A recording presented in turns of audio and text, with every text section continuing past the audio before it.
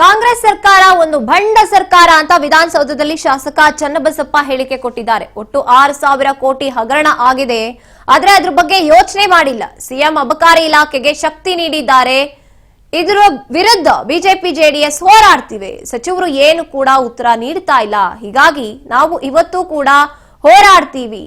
R Ashok ಅವರು ಬಿಡಿಸಿ ಬಿಡಿಸಿ ಹೇಳ್ತಾ ಇದ್ದಾರೆ ಇಲಾಖೆಯವರು ಏನೇನು ಮಾಡಿದ್ದಾರೆ ಅಂತ. ಸಚಿವರು ಉತ್ತರ ನೀಡದೆ ಇರುವಂತ ರೀತಿಯನ್ನ ನೋಡ್ತಾ ಇದ್ರೆ ಇವರು ಸಚಿವರ ಅನ್ನುವಂತ ಪ್ರಶ್ನೆ ಮೂಡುತ್ತೆ. ಅವರು ರಾಜೀನಾಮೆಯನ್ನ ನೀಡಲೇಬೇಕು, ಅಲ್ಲಿವರೆಗೂ ಕೂಡ ತಮ್ಮ ಪಟ್ಟನ್ನ ಕೈ ಬಿಡೋದಿಲ್ಲ ಅಂತಿದ್ದಾರೆ. ಕಾಂಗ್ರೆಸ್ ನೇತೃತ್ವ ಸರ್ಕಾರ ಇದೊಂದು ಬಂಡ ಸರ್ಕಾರ. 6,000 ಕೋಟಿ ಹಗರಣ ನಡೆದಿದೆ ಅಂತ ಹೇಳಿದ್ರೆ ಅದ್ರ ಬಗ್ಗೆ ಏನೂ ಆಲೋಚನೆಯನ್ನ ಮಾಡದೆ ಇಡೀ ಮಂತ್ರಿಮಂಡಲ ಮುಖ್ಯಮಂತ್ರಿಗಳ ಆದಿಯಾಗಿ ಆ ಅಬಕಾರಿ ಇಲಾಖೆಗೆ ದೊಡ್ಡ ಶಕ್ತಿಯನ್ನು ಕೊಡ್ತಾ ಇದ್ದಾರೆ. ಬ್ರಹ್ಮಾಂಡ ಭ್ರಷ್ಟಾಚಾರ ಅಬಕಾರಿ ಇಲಾಖೆಯಲ್ಲಿ ನಡೆದಿದೆ. ಇದರ ವಿರುದ್ಧವಾಗಿ ಹಗಲು ರಾತ್ರಿ ಧರಣಿಯನ್ನು ನಾವು ಮಾಡ್ತಾ ಇದ್ದೇವೆ. ಶಾಸಕರೆಲ್ಲ ಸೇರಿಕೊಂಡು ವಿರೋಧ ಪಕ್ಷದ ನೇತೃತ್ವದೊಳಗೆ ಜನತಾದಳ ಮತ್ತು ಭಾರತೀಯ ಜನತಾ ಪಾರ್ಟಿ ಒಟ್ಟಿಗೆ ಸೇರಿ ಮಾಡ್ತಾ ಇದ್ದೇವೆ. ಏನೂ ನಡೆದಿಲ್ಲ ಅನ್ನೋಂಥ ರೀತಿಯೊಳಗಡೆ ಅಬಕಾರಿ ಸಚಿವರು ಚರ್ಚೆಯನ್ನು ಮಾಡ್ತಾರೆ, ಉತ್ತರವನ್ನು ಕೊಡ್ತಾರೆ.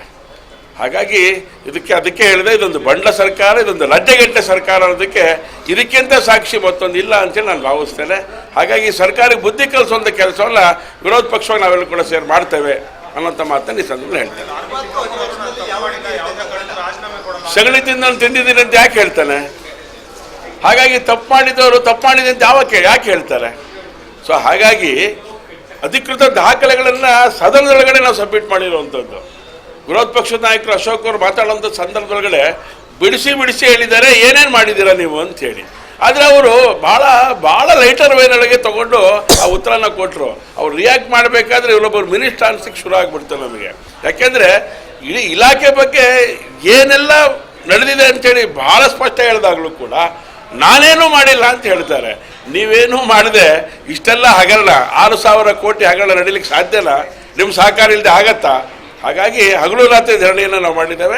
ಆ ಕಾರಣಕ್ಕೋಸ್ಕರ ನೀವು ರಾಜೀನಾಮೆ ತಗೊಳ್ಳೋ ತನಕ ಬಿಡೋದಿಲ್ಲ ಅನ್ನೋಂಥ ಒಂದು ವಿಶೇಷವಾದಂಥ ಹೋರಾಟವನ್ನು ನಾವು ಮಾಡಿದ್ದೇವೆ. ಇವತ್ತು ರಾಜೀನಾಮೆ ನಾವು ಪಟ್ಟನ್ನು ಸಡಿಸುವ ಪ್ರಶ್ನೆನೇ ಇಲ್ಲ. ರಾಜೀನಾಮೆ ಕೊಡಬೇಕು ಅಂತ ಏನು ತಿಮ್ಮಾಪುರ